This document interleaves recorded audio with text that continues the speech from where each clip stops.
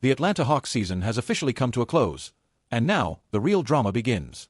Because what lies ahead isn't just an off-season, it's potentially a turning point in the franchise's entire future. At the heart of it all, Trae Young. For years, Trae has been the face of the Hawks, the engine of their offense, their biggest star, their identity. But now, that identity is up in the air.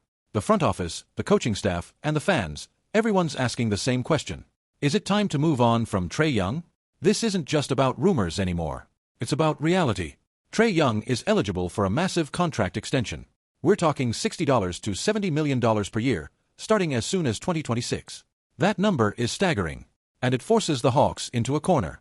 They either commit to that huge deal and make Trae the centerpiece of their future, or risk losing him for absolutely nothing when he hits free agency. And here's where things get even more complicated. Trae Young, for the first time in his career, has real leverage.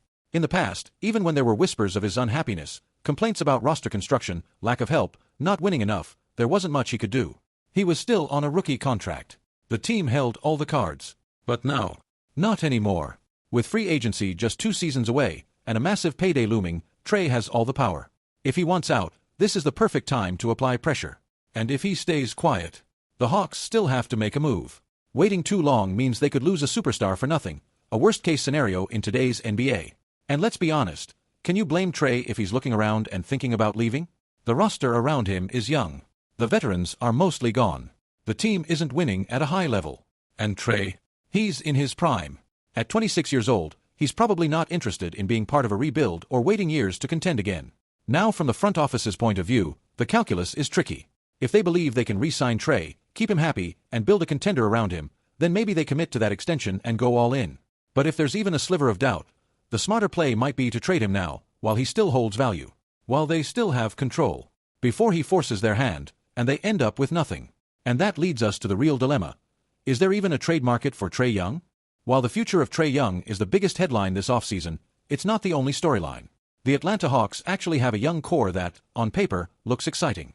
But the real question is, can this core actually win? Let's take a closer look. You've got Onyeka Okongwu, a 24-year-old big man who's shown serious defensive potential and has quietly developed into a solid two-way player. Then there's Jalen Johnson, 23 years old, who is having a breakout season before an untimely injury. Athletic, versatile, improving every year. He looks like a real building block. Dyson Daniels, age 22, is another intriguing piece. He's a crafty guard with length and upside, though he's still finding his identity in the league. He'll be due for a new contract soon too, which brings us to the financial side of things. But let's come back to that. And then there's the wild card, Zachary Rizicher, the #1 overall pick in the draft. He's just 20 years old, but he finished the season strong and looks like he might be the real deal. The Hawks are hoping he blossoms into something special, maybe even a future franchise player. When you line them up, it's a nice-looking 5. Trae Young, Dyson Daniels, Jalen Johnson, Zachary Rizicher, Onyeka Okongwu. That's young, energetic, and full of potential. Add a few solid bench pieces, and it's easy to see why Atlanta might want to stick with this group. But here's the reality check. Potential doesn't win championships. This current Hawks team, even with all that young talent, doesn't look like more than a play-in squad in the Eastern Conference. Maybe 40 to 43 wins if everyone stays healthy and develops. But title contender? Not even close. And that's the problem. You can hold on to this group, watch them grow, maybe even make the playoffs, but if the ceiling is just fun first-round team, is it really worth it? It's not just a basketball issue, either. It's a money issue. Trae's extension could eat up most of your cap space. Dyson Daniels is due for a new deal. Jalen Johnson already has a $30+ million per year contract. Okongwu is no longer on a rookie deal either. And although Rizicher is still cheap for now, his payday will come too, especially if he turns out to be a star. So now you've got 4 or 5 young guys, all on major deals or headed that way, and you're not even confident they're a top 6 team in the East. That's the bind Atlanta is in. If you keep Trae, you lock into this core and hope they grow into something more. But if you trade him, maybe you reset the clock, clear some salary, and build more methodically around your youth. So let's say the Hawks decide to explore a Trae Young trade. It makes sense, right? He's got value. He's still young. He's one of the league's top offensive talents, a proven scorer, elite playmaker, and someone who's led a team to the Eastern Conference Finals. Surely, there's a long line of teams ready to make an offer. Well, not exactly. Because while Trae Young is talented, he's also a very specific type of player. He's small, he's not a strong defender, and his playstyle demands that the offense revolve around him. That immediately limits his fit with a lot of rosters. Now let's talk potential landing spots, starting with the Orlando Magic. This team desperately needs a guard. They've got Paolo Banchero and Franz Wagner, two great young forwards, but their backcourt lacks firepower. On paper, Trae could solve that problem. He adds instant offense, deep shooting, and floor spacing, all things Orlando needs. But here's the problem. Trae Young doesn't really feel like an Orlando Magic kind of player. He doesn't defend at a high level. He needs the ball a lot.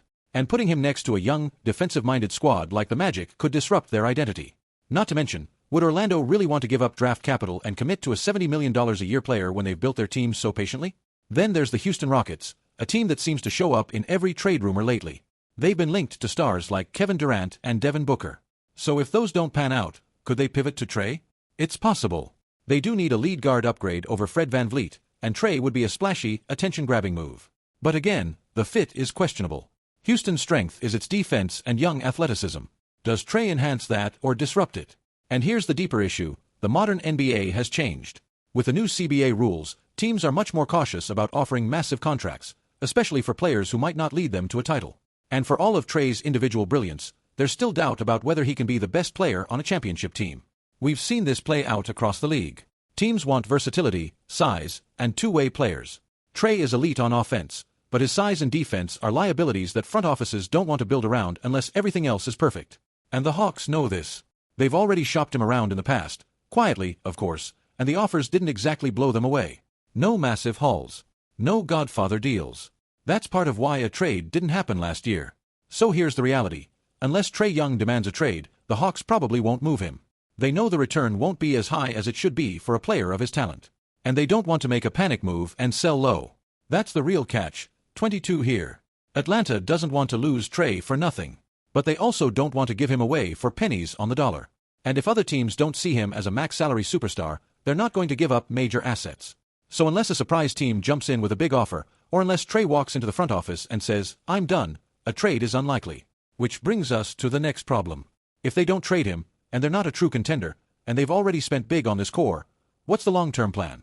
That's what we're breaking down in Section 4, Stuck in the Middle, Atlanta's ceiling problem. So here we are. Trae Young is still a Hawk, at least for now. The young core is developing. The front office is weighing its options. And from the outside looking in, everything feels like it's in a holding pattern.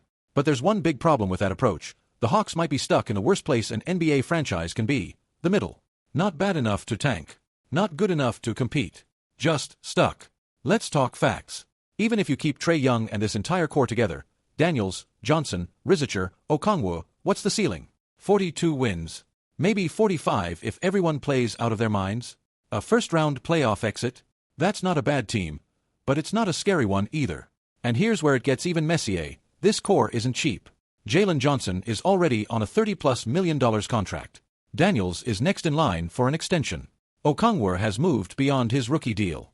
And of course, if you keep Trae, you're looking at $60 to $70 million per year starting in 2026.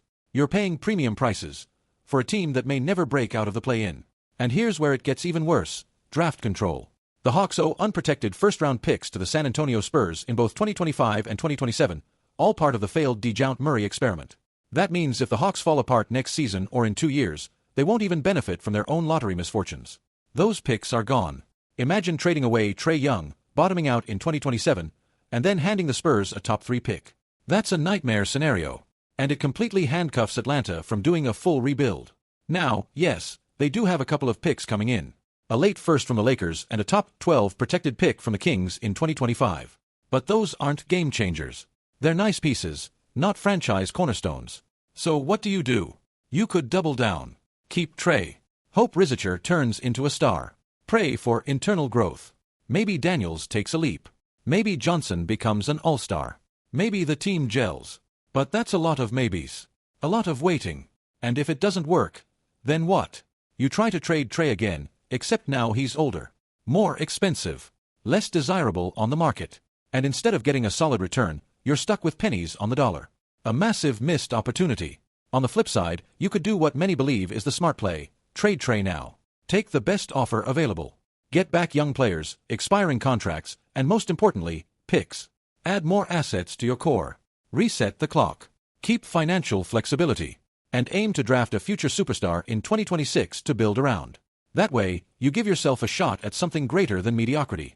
But again, that takes guts. That means acknowledging that this whole Trae Young experiment didn't quite work, that the Eastern Conference Finals run was more fluke than foundation, and that it's time to pivot. Will Atlanta make that move? Or will they keep rolling the dice with a talented, expensive, but ultimately capped-out roster? Only time will tell. But one thing's for sure, this offseason, the Hawks can't afford to stay in the middle. It's time to pick a direction, or risk drifting into irrelevance.